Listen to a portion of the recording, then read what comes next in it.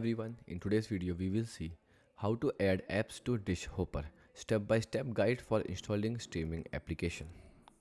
So the step 1, connect your Hopper to the internet. So press the home button on your remote, then open setting.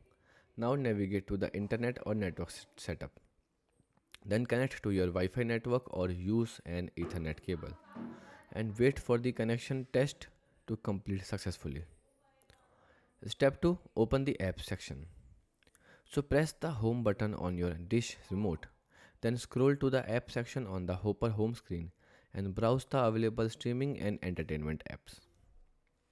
Step 3, install apps, the Hopper Plus and Joy 4. So if you have a Hopper Plus or Joy 4 receiver, press the home button and scroll to app and select Google Play Store. Now sign in with your Google account if prompted.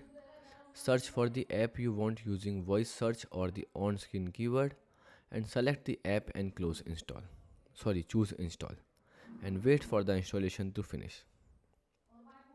The final step, launch the installed app. So return to the app section, select the newly installed app, sign in with your streaming service account if required and start watching your content. Goodbye.